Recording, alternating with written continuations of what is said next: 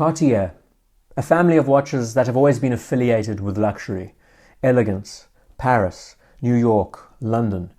But what makes their watches more than fashion statements? Take the Santos, for example. What is this watch's claim to fame? See, in 1904, the best timepiece that money could buy you would be a scaled-down clock that you would fit into your pocket.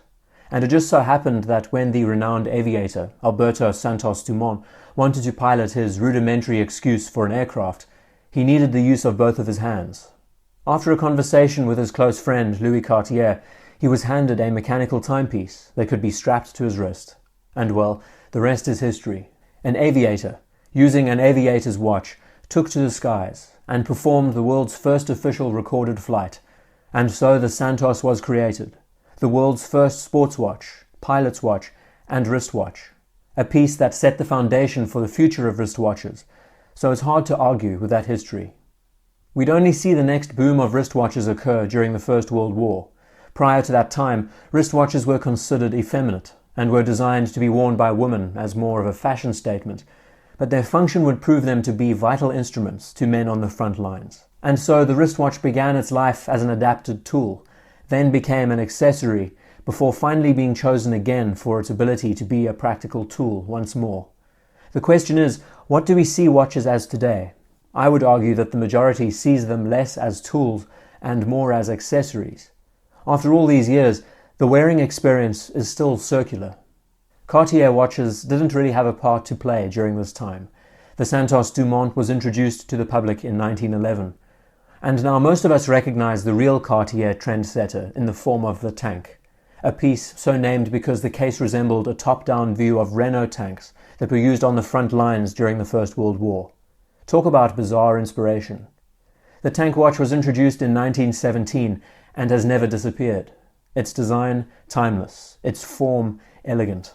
Though trends have moved in different directions since the 20s and the 30s, it is a watch that even to this day does not look out of place in any scenario.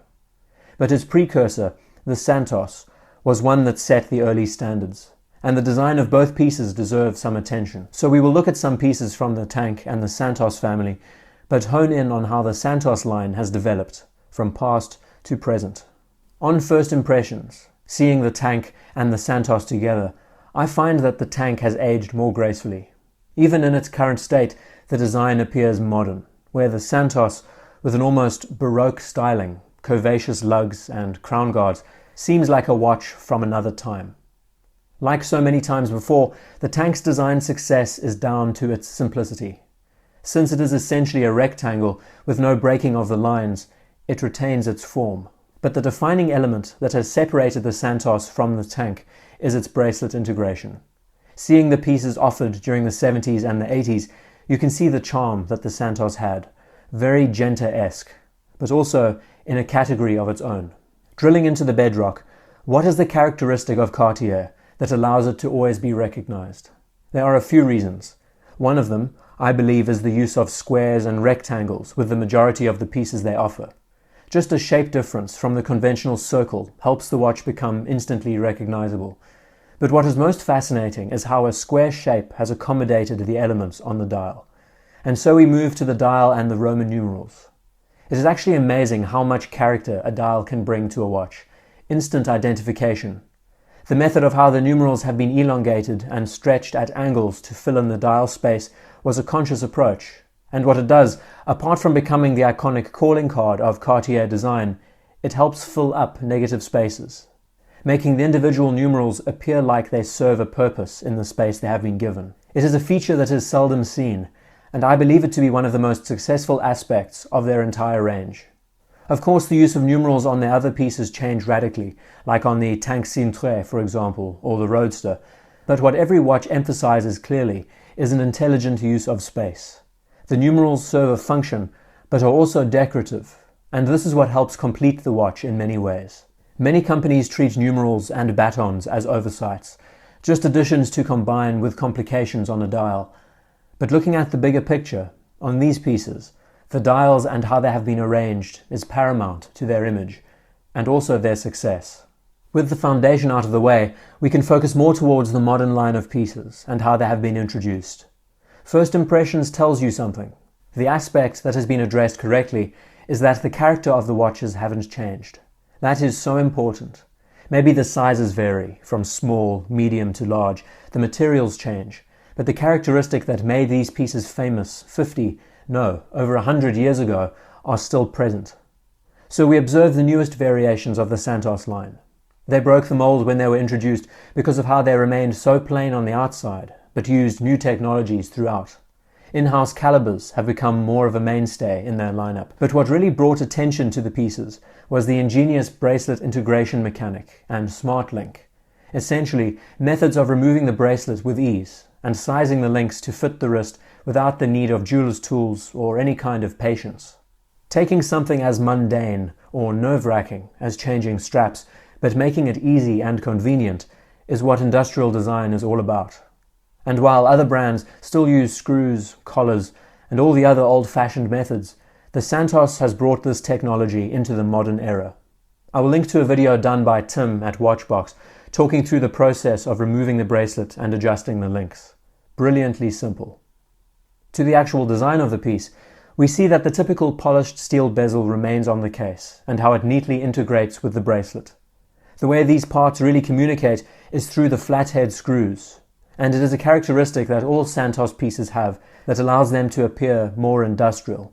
Personally, I find this works best with the two-tone variants, where instead of having contrasting links, a simple contrast of gold screws on a steel surface is more subtle but has a great visual impact. It is interesting seeing how the crown guards are almost symmetrical with the styling of the watch's lug design. I'm still unsure if it's a feature that I like, but the crown, with its typical M8 nut styling, is always a welcomed element, very 70s, as well as the sapphire cabochon. In the line, there have been some very smart modifications made to the aesthetics, like how the Santos chronograph uses crown guards as pushers.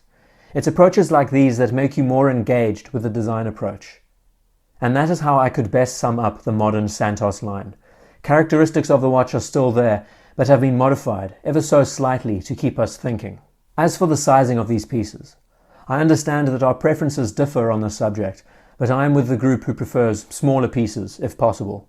Medium to small Santos pieces make for excellent watches, and that again is down to scale and proportions. For larger wrists, I can understand that a greater size makes an impact, but a smaller size can equally make an impact. The method of how the bracelet integrates with a smaller watch head makes the piece look all the more compact.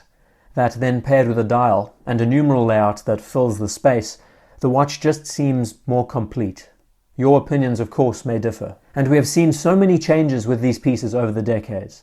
Different numeral thicknesses, adjustments to the case architecture, the introduction of date complications, and just complications in general, like chronographs. But the watch still remains faithful to its past. Let's not forget that the watches look equally as brilliant on leather straps, which plays closer to how the Santos originated in 1904.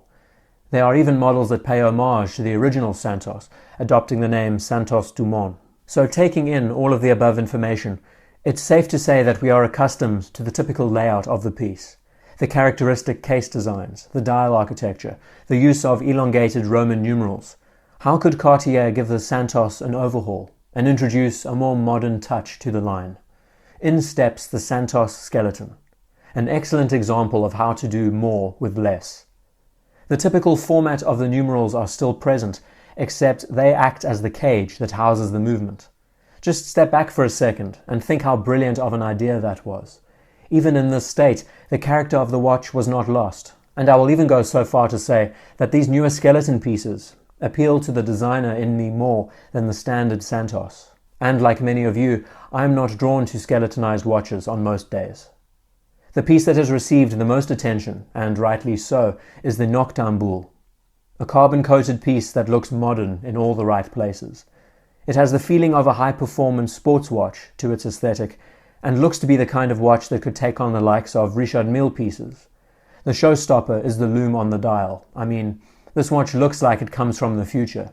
But again, what is so charming about the piece is that its character hasn't been interfered with. It is still a Santos. It still has all of the DNA, and that is something really worth commending.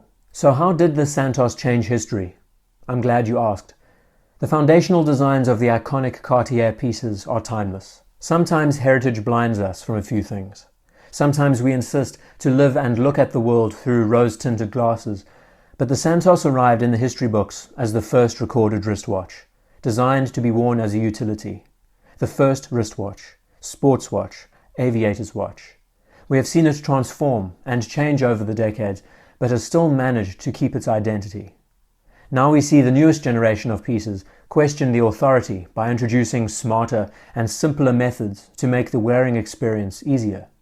And arriving at the more conceptual pieces, we still find a watch that is focused on pushing boundaries and redefining what the word modern means, while remaining the same character that took to the skies over 100 years ago.